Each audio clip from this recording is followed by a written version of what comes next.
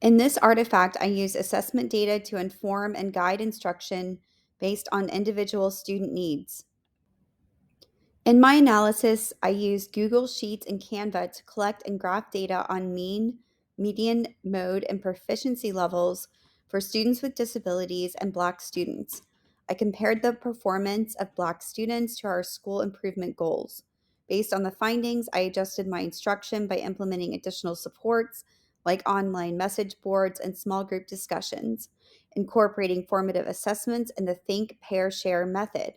I also enforced stricter cell phone policies and reformatted tests for better visual presentation. Taking into account the specific needs of struggling students, my interventions aim to improve overall performance and foster success.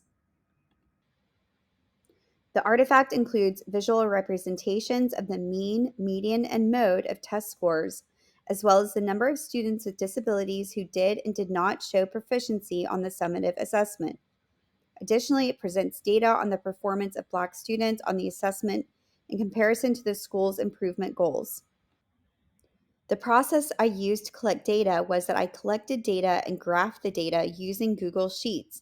I then used a Canva infographic template to display the graph data from the Google Sheets. The analysis of the summative assessment data led to adjustments in instruction. Additional supports were provided, such as online message boards and small group discussions, to encourage participation. Formative assessments and the Think, Pair, Share method were implemented to improve learning.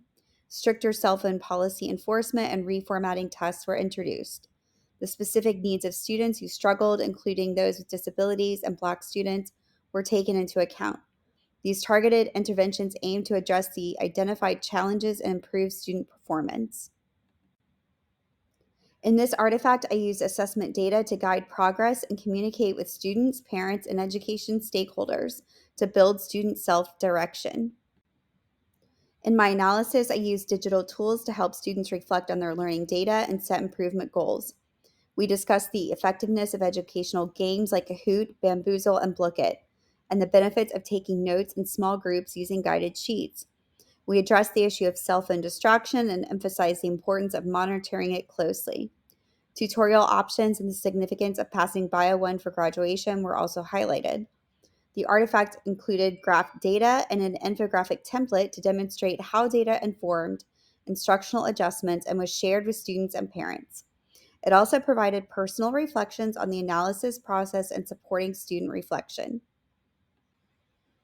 In my analysis, I encouraged student reflection on their learning data using digital tools. We engaged in discussions to help students reflect on their experiences and set goals for improvement. Educational review games on platforms like Kahoot, Bamboozle, and Book It were highlighted as effective strategies. Taking notes in small groups or pairs using guided notes sheets was also mentioned. We recognized the need for closer monitoring of cell phone use as a major distraction. Additionally, we reminded students about tutorial options and emphasized the importance of passing Bio 1 for graduation. These actions aim to foster self reflection, goal setting, and academic success. My artifact displays several data sets that have been graphed and displayed on a Canva infographic template. Also, my artifact highlights how I use the data for reflection in three ways, including what changes can I make to instruction based on the data? How and what type of data was provided to stakeholders, including students and parents?